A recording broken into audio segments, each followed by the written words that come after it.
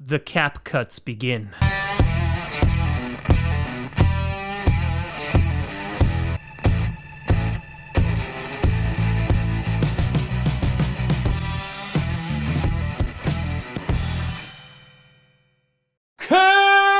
Grossi Packer Nation. Welcome to another episode of Packcast, the podcast where you don't have to be a Packers fan, but it sure does help. I'm your host, Tom. Oh, the pain is just beginning, my friends. Grossi. And today, a breaking news. The Green Bay Packers have released linebacker Christian Kirksey and offensive tackle Rick Wagner. And if you listened to the interview that I posted on Monday with the legendary Ken Ingalls, you will know that this was expected. Considering both players had a pretty high cap hit, this makes a lot of sense. So today, besides talking about these two releases, we're also going to talk about where the Packers cap is right now. If you've been following along, you know the Packers are really not doing so well. They're in the bottom 5 of the NFL in terms of cap space, and that has limited what we are going to be able to do in free agency or even re-signing potentially impending free agents from our own team. So backing up a tiny bit, the Green Bay Packers did restructure David Bakhtiari's contract, which created $8.3 million in cap space, and after that move, they were roughly $21 million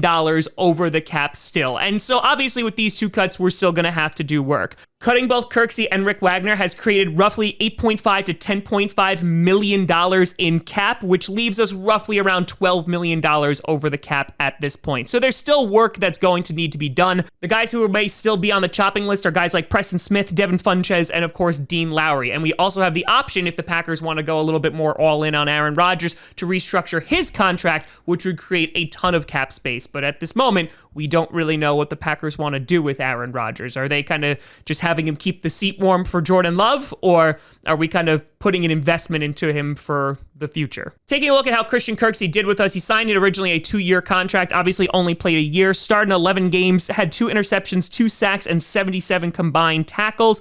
Played decently well, but considering how Kamal Martin and Chris Barnes played, it kind of just made sense that we didn't really need Kirksey there, though I will say that this does create a need at that position, as I mentioned in the video yesterday. So I would not be surprised if the Packers wind up getting an inside linebacker once again in the draft. Obviously, you have new defensive coordinator Joe Barry, who is very experienced in that department, being a linebackers coach for as long as he did. So I imagine that we're going to bring in at least a little bit more depth at that position. Rick Wagner played 16 games for us, had 9 starts, and was pretty damn good this year. I will be the first one to say I didn't give this signing a ton of credit. After we lost Bulaga, I was like, this is a little bit of a step down. But Rick Wagner, he played pretty damn well. It was just, again, he's just a cap casualty at this point. Now, the thing that needs to be focused on, and I mentioned this in the video 2 days ago, offensive tackle is a position of need. David Bakhtiari may or may not be ready for the start of next season, and obviously we have some versatility on the line. Guys like Elton Jenkins can go and play pretty much everywhere, but this is why I basically said the Packers are going to have to draft an offensive tackle in this draft, because at this point, they kind of have no choice. They're going to need some help in that department. So over the next few weeks, I guarantee you we will start seeing some more cuts from the Green Bay Packers, but we'll also see if we can create some cap room by restructuring Aaron Rodgers' contract, and then, only then, can we potentially talk about getting free agents. Let's just get to equilibrium. Let's get to 0 first, and then we could talk about it.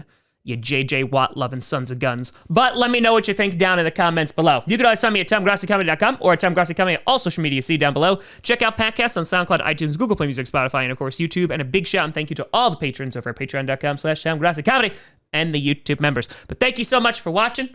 I'm Tom Grossi. And as always, go Pack, go.